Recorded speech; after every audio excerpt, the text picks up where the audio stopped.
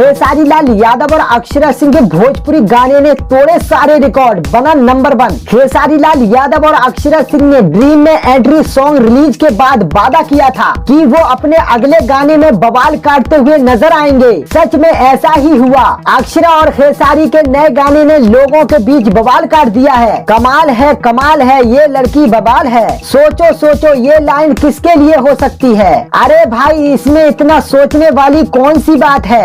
आजकल ये line Bhojpuri queen Akshara Singh पर काफी फिट बैठती है। वो इसलिए क्योंकि अक्षरा सिंह ने अपने नए सॉन्ग से हर जगह बवाल काट दिया है। हाँ बिल्कुल सही पकड़ा आपने। हम अक्षरा सिंह और खेसारी लाल यादव के नए गाने बवाल करेंगे की ही बात कर रहे हैं। बहुत वक्त से अक्षरा सिंह और खेसारी लाल यादव के म्यूजिक वीडियो बवाल करेंगे को लेकर बज बना हुआ था। वहीं जब रंगों के त्योहार होली पर फिल्माए गए गाने बवाल करेंगे को रिलीज किया तो नाम के मुताबिक गाने ने काम किया है। मतलब कि अक्षरा और खेसारी की जोड़ी ने म्यूजिक वीडियो में गदर काट दी है। गाना हिट हुआ है। इसके बाद जो हुआ वो किसी ने नहीं सोचा था। खेसारी लाल यादव और अक्षरा सिंह के इस गाने को लोगों ने इतना प्यार दिया कि इसे रिकॉर्ड तोड़ व्यूज मिलने लगे। बात यहाँ तक आ पहुँची कि म्यूजिक वीडियो यूट्यूब पर नंबर 1 की पोजीशन पर ट्रेंड कर रहा है। रुकिए, अगर रिकॉर्ड की बात चली है तो बात यहीं तक खत्म नहीं होने वाली है। अक्षरा और खेसारी लाल के वीडियो ने पुष्पा